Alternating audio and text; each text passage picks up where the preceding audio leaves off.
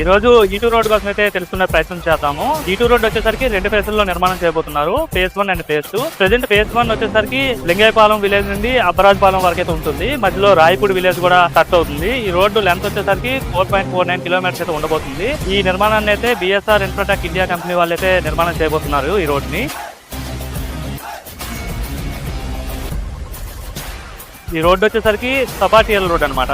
Right of way వచ్చేసరికి 50 metres ఉంటుంది. మొత్తం 3 రోడ్స్ ఉంటాయి ఇందులో. లెఫ్ట్ సైడ్ ఉన్న రోడ్ వచ్చేసరికి లెఫ్ట్ సైడ్ క్యారేజ్ వే, ఇది వచ్చేసరికి 7 మీటర్స్ ఉంటుంది. మధ్యలో BRT రోడ్ కూడా ఉంటుంది. ఈ BRT రోడ్ వచ్చేసరికి కూడా 7 మీటర్స్ ఉంటుంది. అలానే రైట్ సైడ్ క్యారేజ్ వే RHS వచ్చేసరికి అది కూడా 7 మీటర్స్ ఉంటుంది. మొత్తం చూసుకుంటే 21 మీటర్స్. మొత్తం కూడా ఈ 3 రోడ్లు కలిపి ఒక్కొక్క రోడ్ లో కూడా 2 లేన్స్ కలిపి 6 లేన్స్ అయితే ఉంటాయి. అట్లానే ఈ రోడ్ కి left side and right side both sides కూడా సైకిల్ ట్రాక్ వస్తుంది. అలానే మధ్యలో గ్రీన్ బెల్ట్ జోన్ వస్తుంది. తర్వాత వచ్చేసరికి వాకింగ్ ట్రాక్ వస్తుంది. అలానే రైట్ సైడ్ కూడా cycle track, green belt zone, walking track అనేది కామన్ ఈ రోడ్ కి. అలానే రోడ్స్ విషయంలో మొత్తం అండర్ గ్రౌండ్ డ్రైనేజ్ వస్తుందని చెప్పాం కదా. అండర్ గ్రౌండ్ డ్రైనేజ్ లో వాటర్ సప్లై కావచ్చు, స్ట్రాంగ్ వాటర్ డ్రైన్, అలానే sewerage network, power and ICT cables and reuse water network and water supply ఇవన్నీ కూడా అండర్ గ్రౌండ్ వస్తాయి.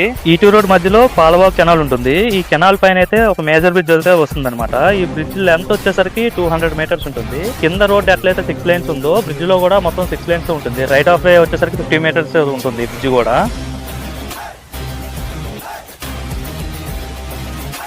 ఈ E2 రోడ్డుకి సంబంధించి 5 జంక్షన్లు ఉంటాయన్నమాట. అవి ఏంటంటే E2 N11 junction, E2 N12 junction, E2 N13 junction, E2 N14 junction, E2 N15 junction అన్నమాట.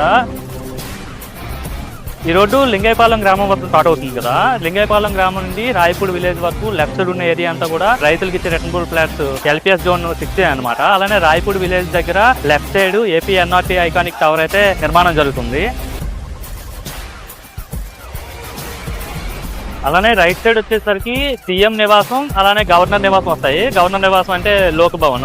వీటి నిర్మాణాలు కూడా ఇక్కడే జరగబోతున్నాయి రైట్ సైడ్. CM నివాసం అంటే ప్రభుత్వం నిర్మించి ఇచ్చే ఇల్లు అనమాట. అలానే అపరాజపాలెం వద్ద right side Pullela Gopichand badminton academy కూడా రాబోతుంది. దీనికి సంబంధించి ప్రభుత్వం 12 ఎకరాల భూమిని కూడా కేటాయించింది. ఈ నిర్మాణానికి సంబంధించి ఆల్రెడీ భూమి పూజ కార్యక్రమం కూడా జరిగింది. ఈ రోడ్లు ప్రెజెంట్ ప్రోగ్రెస్ వచ్చేసరికి సర్వేగంగా అయితే నిర్మాణాలు జరుగుతున్నాయి. ఈ రోడ్డు నిర్మాణం పూర్తయిన తర్వాత ఫేజ్ 2 లో భాగంగా వెంకటపాలెం నుండి లింగైపాలెం వరకు అయితే నిర్మాణం జరగబోతుంది.